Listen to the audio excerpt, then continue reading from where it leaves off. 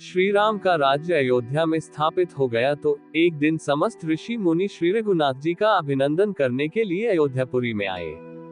श्री रामचंद्र जी ने उन सबका यथोचित सत्कार किया।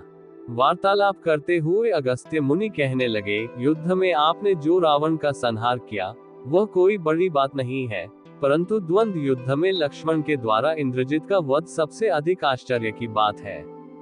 यह मायावी राक्षस युद्ध में समस्त प्राणियों के लिए अवध्य था।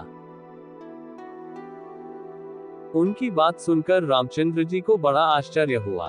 वे बोले, मुनिव, रावण और कुंभकर्ण भी तो महान पराक्रमी थे, महोदर, प्रहस्त, विरूपाक्ष भी कम वीर न थे, फिर आप केवल इंद्रजित मेघनाद की ही इतनी प्रशंसा क्यों करते हैं? इस पर अगस्त्य मुनि बोले, इस प्रश्न का उत्तर देने से पहले मैं तुम्हें रावण के जन्म, वर प्राप्ति आदि का विवरण सुनाता हूँ। ब्रह्मा जी के पुलस्त्य नामक पुत्र हुए थे जो उन्हीं के समान तेजस्वी और गुणवान थे। एक बार वे महगिरी पर तपस्या करने गए। वह स्थान अत्यंत रमणीक था, इसलिए ऋषियों, नागों, राजर्षियों आदि की कन्याएं वहां क्रीड़ा करने आ जाती थीं। उन कन्याओं की उपस्थिति के कारण उनकी तपस्या में विघ्न पड़ता था।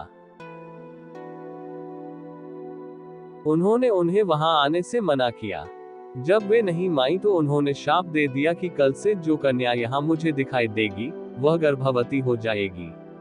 शेष सब कन्याओं ने तो वहां आना बंद कर दिया, परंतु राजर्षि तृणबिंदु की कन्या शाप की बात से अनभिज्ञ होने के कारण उस आश्रम में आ गई और महर्षि के दृष्टि पड़ते ही गर्भवती हो गई।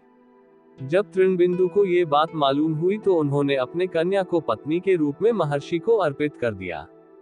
इस प्रकार विश्रवा का जन्म हुआ जो अपने पिता के समान वेदविद और धर्मात्मा हुआ।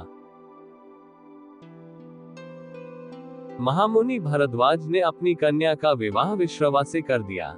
उनके वैश्रवण नामक पुत्र हुआ। वह भी धर्मात्मा और विद्वान था। उसने भारी तपस्या करके ब्रह्मा जी को प्रसन्न किया और इंद्र तथा वरुण के सदृश लोकपाल का पद पाया। फिर उसने त्रिकूट पर्वत पर बसी लंका को अपना निवास स्थान बनाया और राक्षसों पर राज्य करने लगा। श्री राम ने आश्चर्य से पूछा, तो क्या कुबेर और रावण से भी पहले लंका में मांसभक्षी राक्षस रहते थे? फिर उनका पूर्वज कौन था? ये सुनने के लिए मुझे कौतूहल हो रहा है। अगस्त्य जी बोले, पूर्व काल में ब्रह्मा जी ने अनेक जल जंतु बनाए और उनसे समुद्र के जल की रक्षा करने के लिए कहा। तब उन जंतुओं में से कुछ बोले कि हम इसका रक्षण रक्षा करेंगे और कुछ ने कहा कि हम इसका यक्षण पूजा करेंगे। इस पर ब्रह्मा जी ने कहा कि जो रक्षण करेगा वह राक्षस कहलाएगा और जो यक्षण करेगा वह यक्ष कहलाएगा। इस प्रकार वे दो जातियों में बढ़ गए। राक्षसों में हेती और प्रहेती दो भाई थे। प्रहेती तपस्या करने चला गया, परंतु हेती ने भया से विवाह किया जिससे उसके विद्युतकेश नामक पुत्र उत्पन्न हुआ। विद्युतकेश के सुकेश नामक पराक्रमी पुत्र हुआ। सुकेश के माल्यवान, सुमाली और माली नामक 3 पुत्र हुए। तीनों ने ब्रह्मा जी की तपस्या करके यह वरदान प्राप्त कर लिए कि हम लोगों का प्रेम अटूट हो और हमें कोई पराजित न कर सके। वर पाकर वे निर्भय हो गए और सुरों, असुरों को सताने लगे। उन्होंने विश्वकर्मा से एक अत्यंत सुंदर नगर बनाने के लिए कहा।